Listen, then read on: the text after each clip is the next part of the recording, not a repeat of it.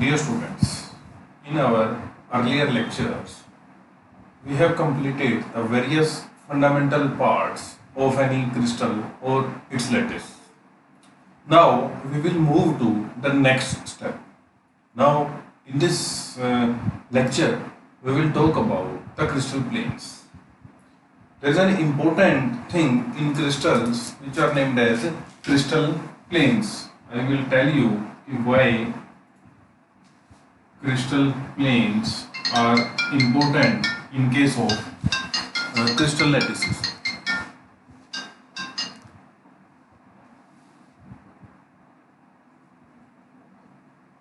Topic is crystal planes and Miller indices.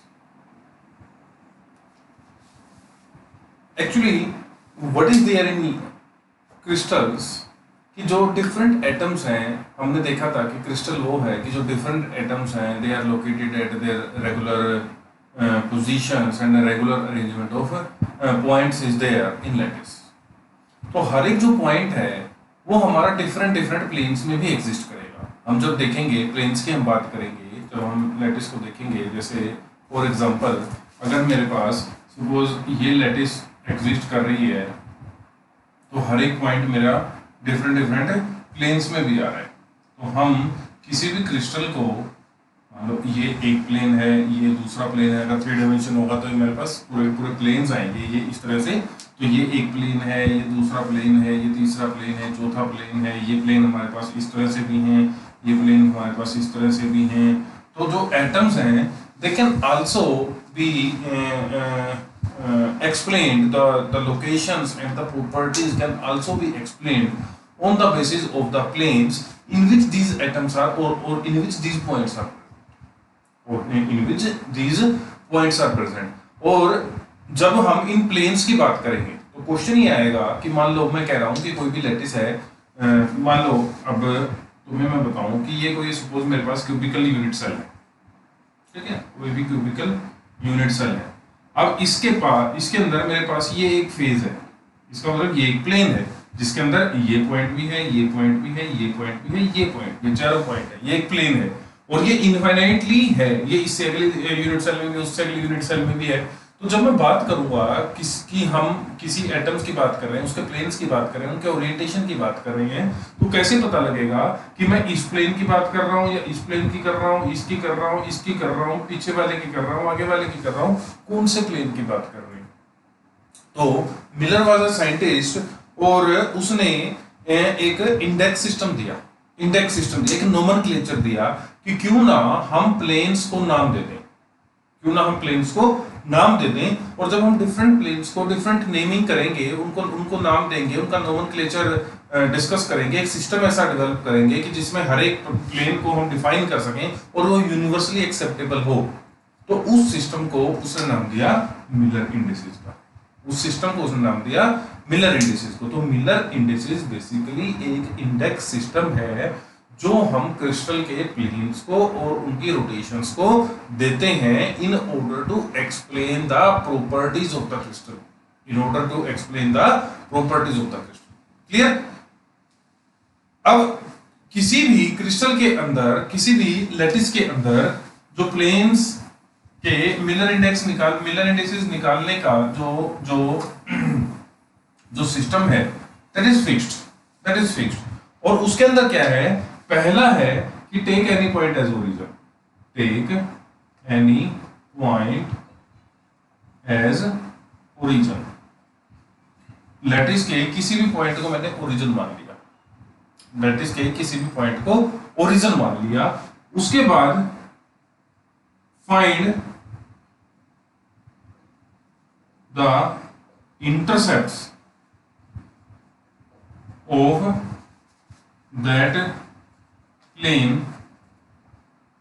on crystal axis.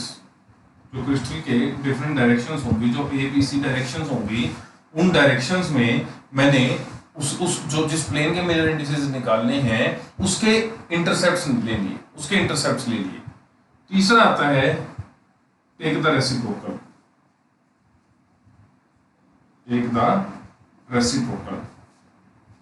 and convert them in whole numbers। तो जो भी whole number मेरे पास आएंगे, the resulted whole numbers will be the Miller indices of that plane। इसको हम round brackets में रखते हैं, ध्यान रखना। और HKL पैरामीटर्स भी बोलते हैं। इनके बीच में हमारे पास कहीं भी कोमा नहीं आता, कहीं भी कोमा नहीं आता। जैसे मैं अगर इस चीज को एक्सप्लेन करूं, क्या करना है, सिंपल, जो हमारे पास क्रिस्टल की लैटिस है, किसी भी पॉइंट को ओरिजिन लो, उसके क्रिस्टल एक्सिस की डायरेक्शन में क्या करो, एक्सिस ड्रा, क्रिस्टल के जो एटम्स की जो लोकेशंस है उनकी डायरेक्शन में क्या करो, एक्सिस ड्रा करो। जिस प्लेन के हमने मिरर इंडिसेस निकालने हैं उस प्लेन के इंटरसेप्ट्स निकालो, क्या क्या हैं। जो इंटरसेप्ट्स हमारे पास आ जाएंगे ए, बी और सी की यूनिट्स में, उनको रेसिप्रोकल लो। जो रेसिप्रोकल आ गया उसको हम कन्वर्ट कर देंगे होल नंबर में, उनको हम कन्वर्ट कर देंगे होल नंबर में, और होल नंबर में कन्वर्ट करके राउंड ब्रैकेट में रखते हैं एंड विदाउट हम कोमा रखते हैं। तो जो मेरे पास रिजल्टेंट आ गया, जो रिजल्टेड HKL आ गया, इसका मतलब वो उस पर्टिकुलर क्रिस्टल के मिलर इंडिसेस है, वो उस पर्टिकुलर क्रिस्टल के मिलर इंडिसेस है, ठीक है ना। फॉर एग्जांपल मैं आपको बताता हूं,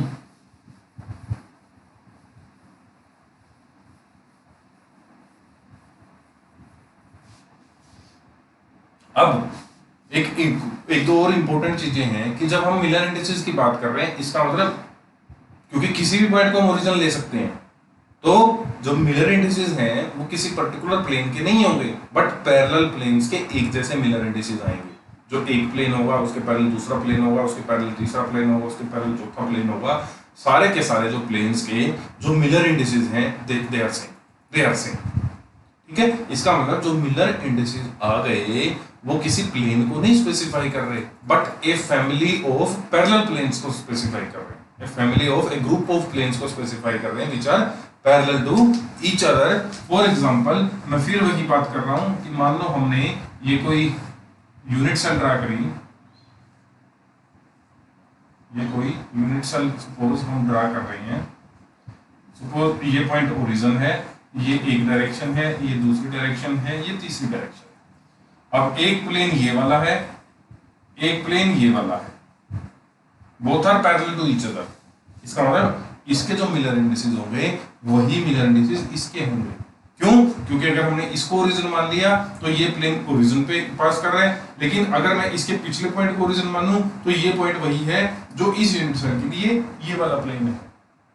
तो इसका मतलब both the planes are same and when origin is arbitrary, so all parallel planes can be on the same position depending on the choice of the origin, depending on the choice of the origin। तो इसीलिए हम ये कहते हैं कि जब हम Miller indices की बात करते हैं, हम एक प्लेन की बात नहीं करते, इस प्लेन के और इस प्लेन के जो मिलर इंडिसेस रहेंगे they will be same, they will be same. अगर कोई प्लेन किसी एक्सिस को कट नहीं करता, अगर किसी एक्सिस को कट नहीं करता, तो इसका मतलब उसका इंटरसेप्ट क्या होगा, इंफिनिटी। उसका मिलर इंडिसेस क्या होगा, उसका मिलर इंडेक्स क्या आएगा, 1/इंफिनिटी, क्योंकि हमने रेसिप्रोकल कर लिया तो 0।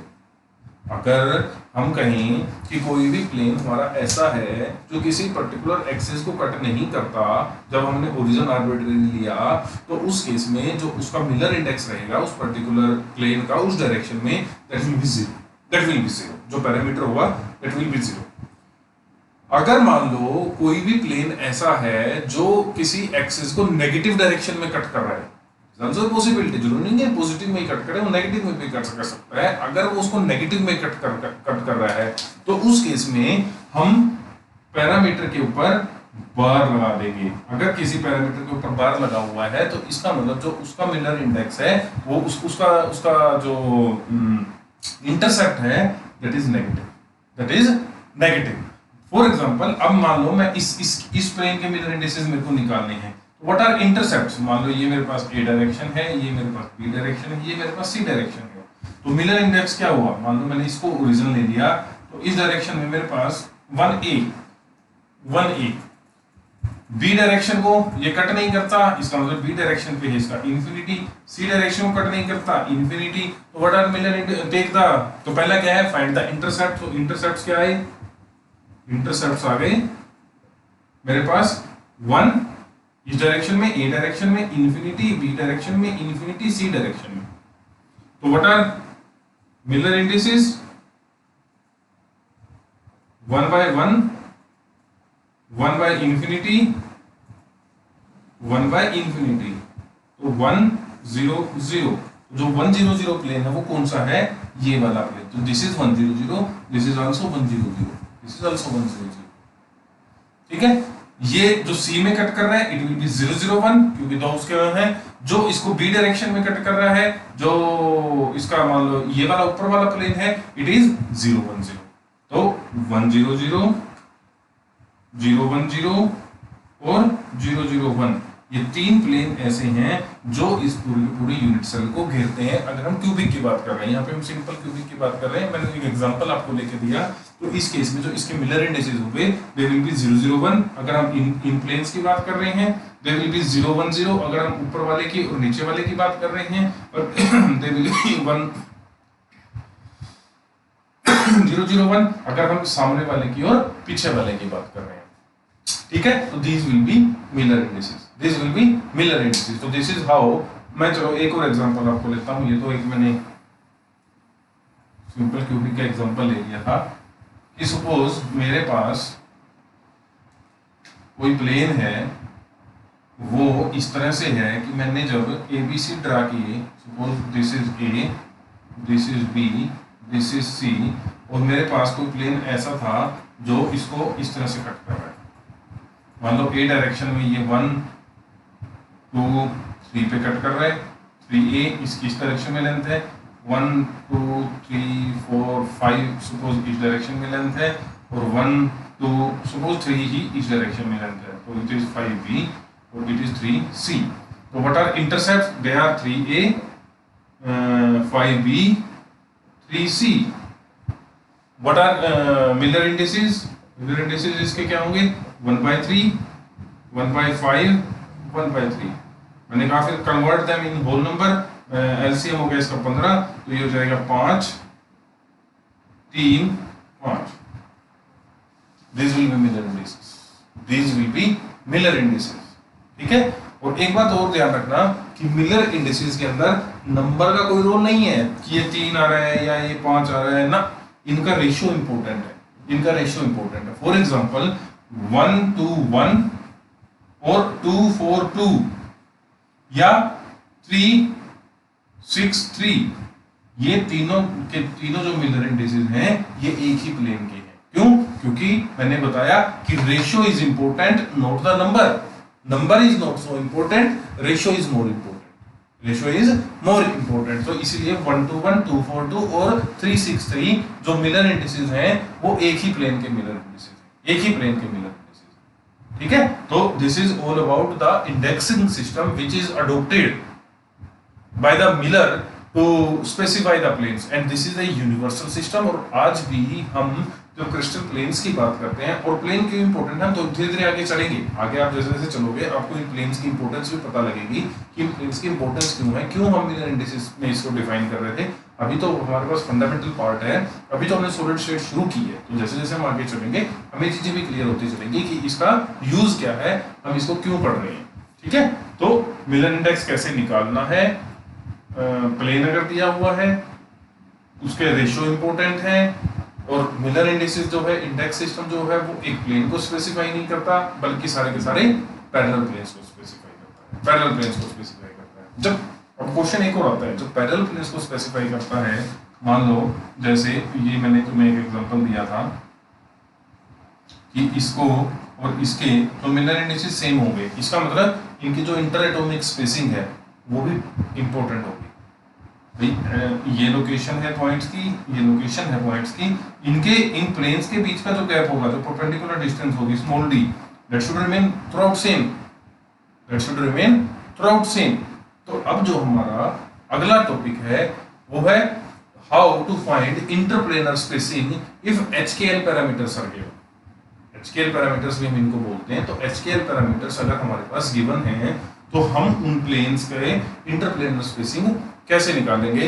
और फिर जो तुम्हारे पास जनरली पेपर में आता है कि अगर किसी प्लेन के मिलर इंडिसेस दिए हुए हैं, इससे अपोजिट अगर किसी प्लेन के मिलर इंडिसेस दिए हुए हैं, how to draw that plane in a unit cell, उस यूनिट सेल के अंदर हम उस प्लेन को कैसे ड्रा करेंगे। तो पहले हम इंटरप्लेनर स्पेसिंग करेंगे, लेकिन जो प्लेन को ड्रा करने का मैकेनिज्म है वो हम नेक्स्ट लेक्चर में डिस्कस करेंगे। तो हमारे पास जो अगला टॉपिक है, how to find the interplanar spacing of the family of planes whose Miller indices are given.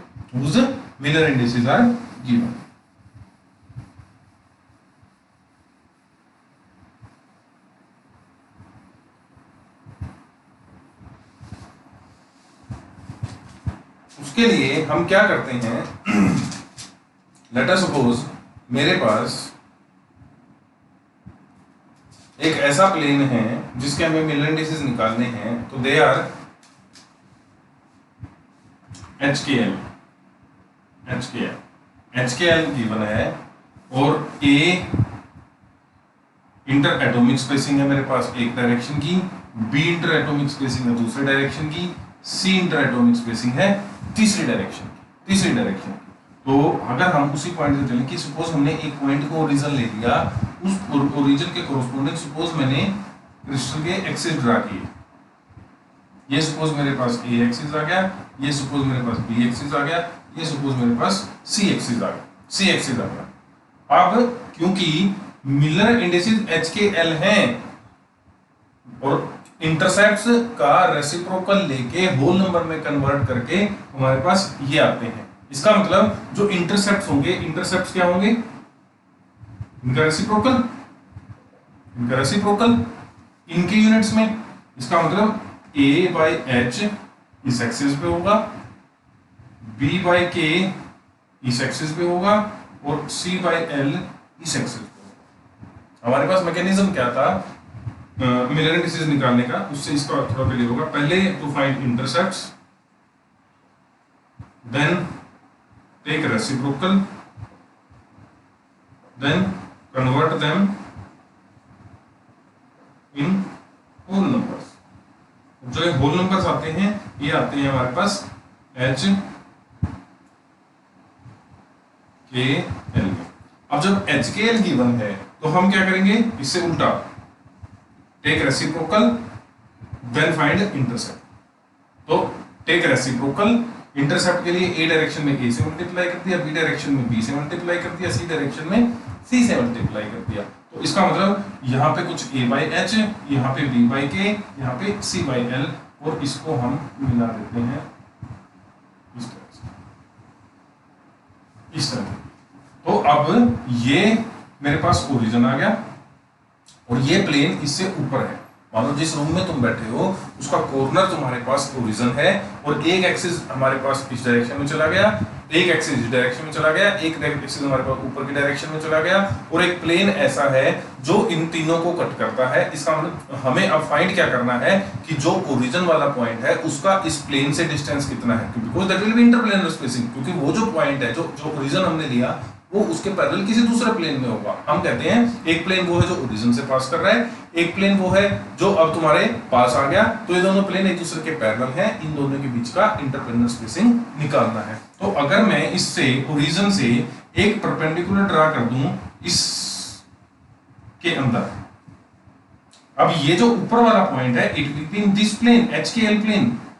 दूसरा हिस्सा कौन सा इसका, ये।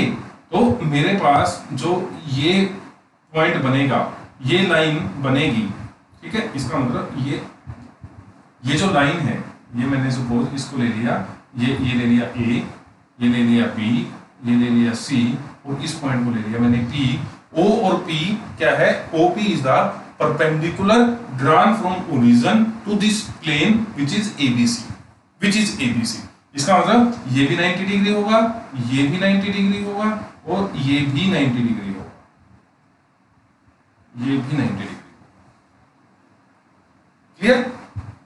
और जिस एंगल पे ये इसको जो ये OP है, OP डिफरेंट एंगल पे कट करता है। तो मैंने A एक्सिस के साथ इसका एंगल ले लिया अल्फा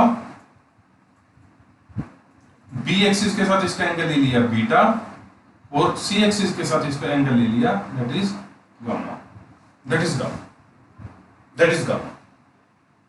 हो सकता है आपको यहाँ पिक्चर में थोड़ा सा वो आप बुक से देखोगे तो आपको बिल्कुल क्लियर हो जाएगा कि हम एक्चुअली पिक्चर के अंदर क्या बात कर रहे हैं। तो क्या है, जब अगर मैं सपोज ट्रायंगल लेता हूं, सपोज POC, ऊपर वाला इसका 90 डिग्री है, या पहले ये सिंपल वाला जो ज्यादा हमें दिखाई दे रहा है हम इसकी बात करते हैं। हमने एंगल ले लिया कौन सा, OPB ट्रायंगल ले लिया OPB के अंदर जो ये OB है it is B/K, it is, क्योंकि ये इंटरसेप्ट है, it is B/K, it is A/H, it is C/L, ठीक है, B/K, A/H, C/L, ये लेंथ है मेरे पास B/K, ये एंगल है 90 डिग्री और इसके बीच का जो एंगल है इट इज सपोज हमने लिया था क्या, बीटा। तो यहां से जब मैं कोस बीटा निकालूंगा तो it will B D/A/H। Similarly cos alpha निकालेंगे तो इट विल बी D, ये है हमारे पास B/K, it will B A/H, और कोस गामा जब हम निकालेंगे इट विल बी D/C/L। जो हमने डायरेक्शन कोसाइंस के लिए जो कोस अल्फा निकाला, कोस बीटा निकाला, कोस गामा निकाला, और हमारे पास इनकी जो वैल्यूज आ गई, ये आगे D/B/K, ये आगे D/A/H, ये आगे D/C/L। और डायरेक्शन कोसाइंस की एक इंपॉर्टेंट प्रॉपर्टी है क्या, कि cos square alpha plus cos square beta plus cos square gamma is equal to 1। ये सारी वैल्यूज पुट करो। Cos alpha D square over A/H square plus B square over B/K square plus D square over C/L square is equal to 1। सारे में से D square common ले लो, थोड़ा सा रब कर देता हूं मैं।